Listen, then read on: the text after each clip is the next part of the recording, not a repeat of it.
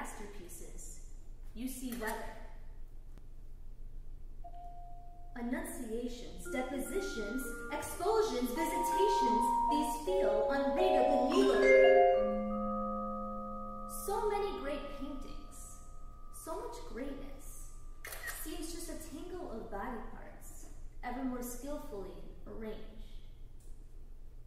The Renaissance is full of people standing around. By the Baroque, they're riding around like the movie reels which from an art film to a thriller. When you stood in the chapel of Santa Maria Novella, in front of the restored frescoes, you stared right past all the martyrdom and wailing and attending, with cheat sheets for churchgoers who couldn't read and couldn't understand the Latin Mass, and took in the background clouds, odd clouds, clouds that looked like the balled-up packaging of a cheap cloud toy, discarded behind a dumpster, maybe set on fire. But no matter how strange a cloud gets, it is still a cloud.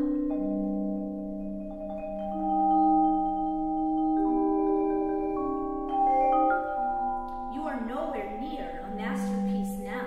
You are on a golf course, just on a long-rated drive of American services.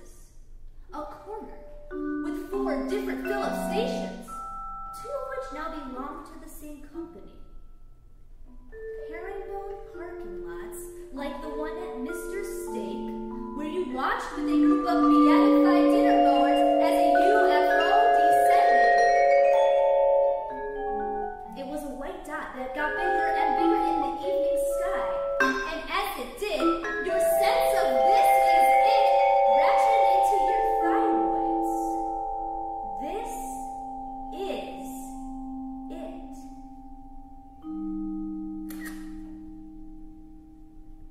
It turned out to be a stray advertising banner, fallen from the back of a small plane. The ad was for a competitor, Sizzler, and the long vinyl strip landed on the back of Mr. Steak's Hollyballis parking lights and dangled there like a big dirty angel at the top of Caravaggio's St. Matthew. You're not sure why you are on this golf course. You have no clubs and don't play anyway. Golf is the stupidest sport you can imagine. No exercise, too much equipment to carry. Worse for the environment than a speedway. Not knowing why you're there is disturbing for only a few orienting blinks. You are a photographer and have spent much of every day drifting into the unfamiliar. When you're waiting for a train, you find yourself waking up into the same station you didn't know you were asleep in. The camera is an amnesiac, constantly, comically, and tragically looking at a new world, and its amnesia is contagious.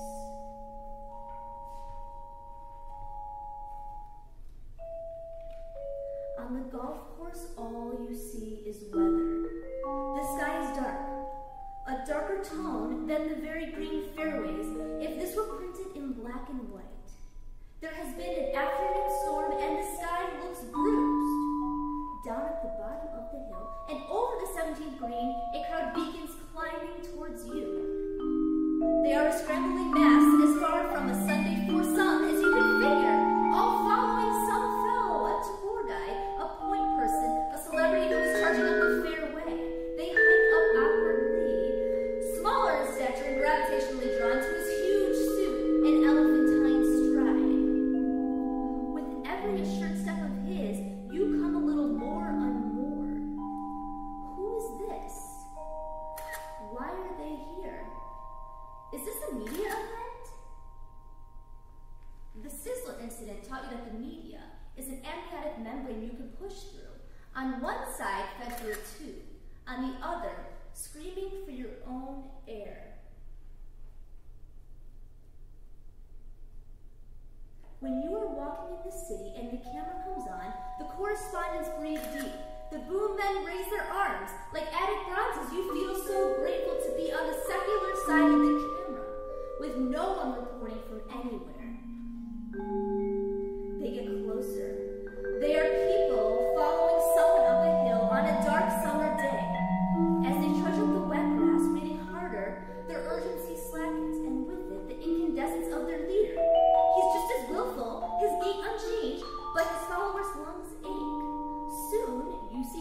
better than they do.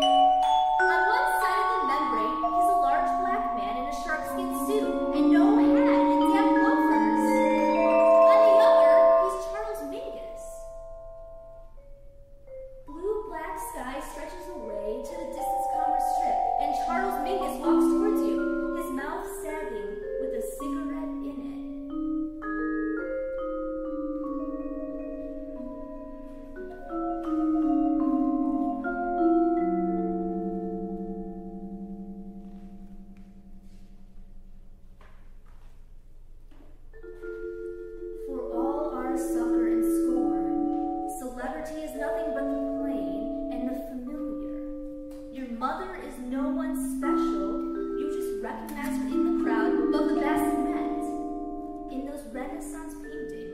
Celebrity virgins with their entourages standing around. Charles Mingus is here, familiar from album covers and store displays, and all else is wilderness. As he reaches you, he takes a hard left and lies down on his back on the ladies' tee.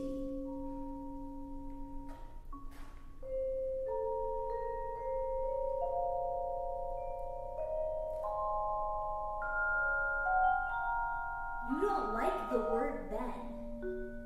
When you read, you scribble little lines through all the thens, embarrassed at how simple the formulas are for describing time passing. But as the sun comes down, below the slab of sky, gilding all you can see, you realize you've been saving all your thens. For now. Mingus laid out on the manicured grass, just now backlit with alloyed halos, and the wet core splinting, and the sky all wrong.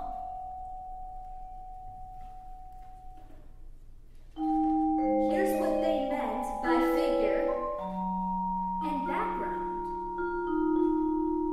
A picture as easy as peristalsis. This is the corpse you're always fantasizing about finding in the weeds when you're out shooting and the world doesn't show up. The abandoned Warhol in an alley. The Kmart bursting into flames. Photographer's dream in content.